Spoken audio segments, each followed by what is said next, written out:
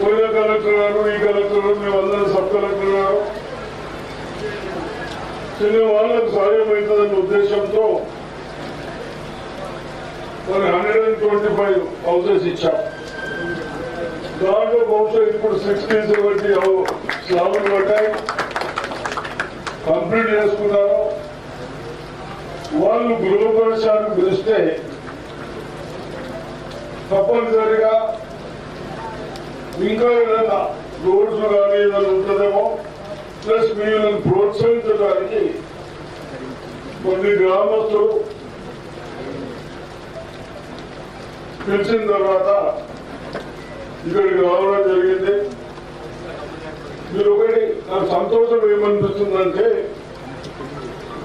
గతంలో కాకుండా మీరు హైట్ బాగా పెంచుకున్నారు. మంచిగా 4 ఫీట్ల దాకా పెంచారు, 3-4 ఫీట్ల పైన పెంచితే ఎయిర్ సర్క్యులేషన్ అవుతుంది, గాలి సర్క్యులేషన్ అవుతుంది. ప్లస్ అందరూ కూడా దోమలు రాకుండా నెట్లు పెడతామే, కొందరు పెట్టారు కొందరు పెట్టలేదు.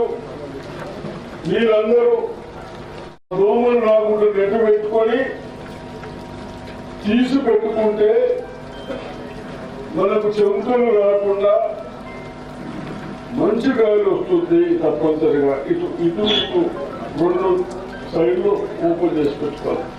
అదేవిధంగా మీరు వాస్తు ఎవరు చెప్పినా కానీ వాస్తుకు పర్ఫెక్ట్ కట్టుకున్నారు. లాండ్రీస్, డోర్లు, మన కిచెన్ కరెక్టే పెట్టిండ్రు. ఇవన్నీ పెట్టినందుకు మీరు మంచిగా కట్టుకున్నందుకు మీ గ్రామస్తులు అన్ని విధాలుగా చైర్మన్ కానీ,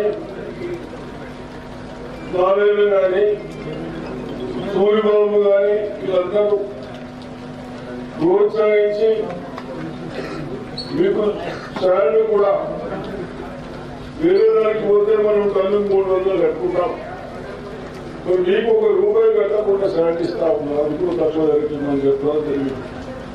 అదేవిధంగా మరి వర్షం ఎక్కువ వస్తుంది కాబట్టి ఇంకొకసేపు ఉండాలనుకున్నా మరి కలెక్టర్ గారికి మాకు మీటింగ్స్ ఉన్నాయి. 12 గంటలకు కంపల్సరీ పోవాలని చెప్తూ, అదేవిధంగా ఎలక్ట్రిసిటీ దీన్ని ఒకసారి తప్పనిసరిగా కట్టాలి. అవి కూడా కట్టమని చెప్తున్నాను.